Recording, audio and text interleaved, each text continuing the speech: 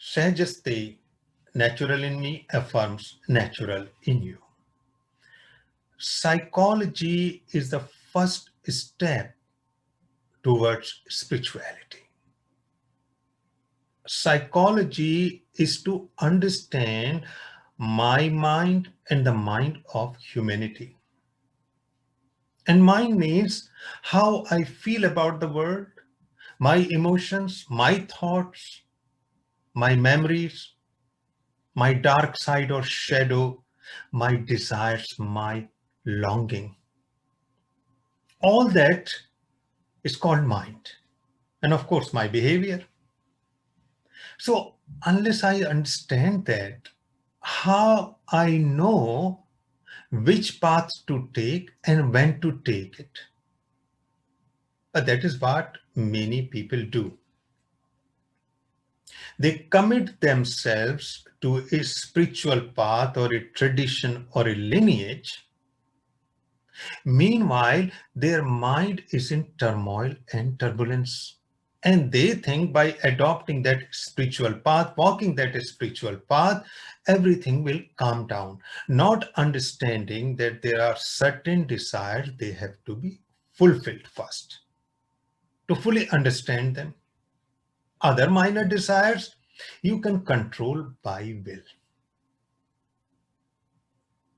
So there was a monk who left home.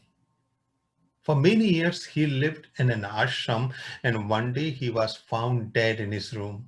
The reason he developed a physical intimacy with a woman, felt ashamed and deeply guilty, and he killed himself. Happens to many gurus and so called yogis. They talk about renunciation, permanent bliss, highest consciousness, nirvana, Brahm, Samadhi. But if you really look into their lives, daily living, they are fulfilling their unfulfilled desire of the mind. And sometimes they are not even aware of it. But they are very brilliant. They can write good books. They can speak beautifully. Emotionally, they can attract people. So that is why first thing before we commit on a spiritual path is to understand our mind and fulfill those desires which are to be fulfilled, and others we can regulate. And that is what all great traditions actually told, that understand.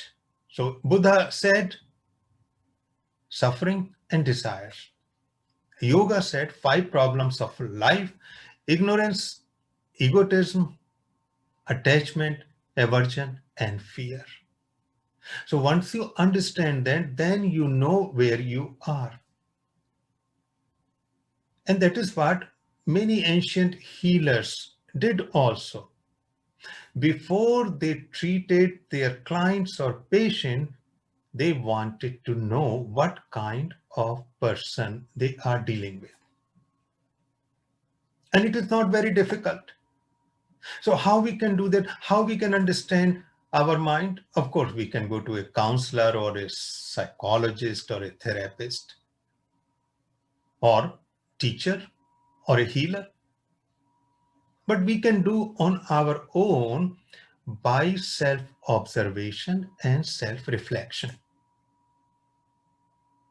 So we observe our behavior, our thoughts, our emotions, our relationship, whatever is emerging in our mind, and reflect upon it with honesty. That is the best, that is the beginning of self-knowledge.